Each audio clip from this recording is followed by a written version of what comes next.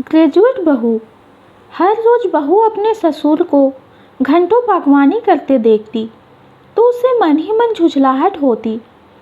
इन बूढ़ों को भी कोई काम नहीं होता, ना जाने पूरा दिन इन पेड़ पौधों के बीच रहना इतना अच्छा क्यों लगता है। पर उसकी आंखों से एक बात छुपी नहीं थी कि वहाँ हर प्रकार के सुंदर फूल व थोड़ी बहुत सब्जियाँ खूब अच्छी मात्रा में उपजती थी।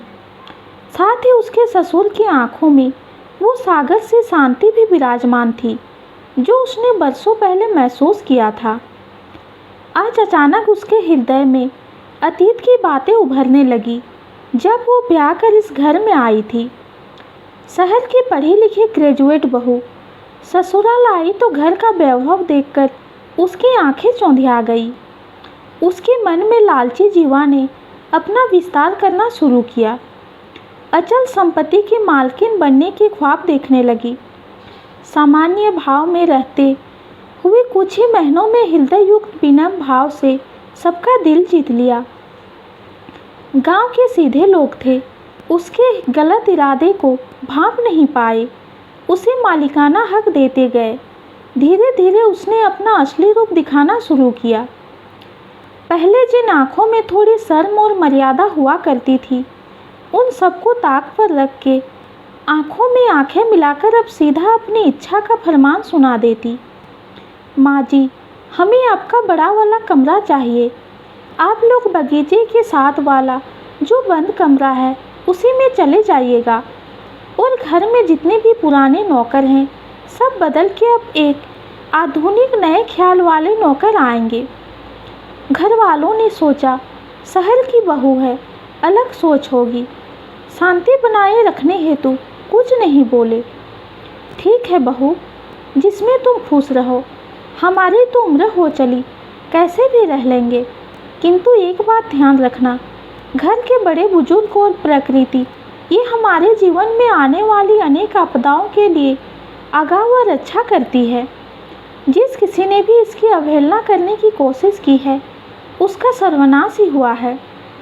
अपने लिए नहीं तो कम से कम अपने आने वाले पीढ़ी के लिए जरूर सोचना। पर अहंकारी बहू ने उसकी बात का महत्व न देते हुए मुंह फेरकर वहां से चली गई। इसी प्रकार उसका पसाने ने धीरे धीरे अपनी सारी सुविधाएं जुटाकर सास ससुर से मुंह मोड़ लिया और उन्हें अलग थलग कर दिया। वह दिन आए जब घर में नन्हे शिशु की किलकारियां गूंजी। उसका बेटा तमाम सुख सुविधाओं के बीच पलने बढ़ने लगा, पर वो नादान इतना नहीं समझती थी कि बच्चे के पालन पोषण में बड़े बुजुर्गों के अनुभवी हाथ तथा उनके वात्सल्य प्रेम व संस्कारों की आवश्यकता होती है। पैसे पर रखे हुए लोग सिर्फ पैसों की भाषा में मशीनी यंत्र की भांति काम करते हैं।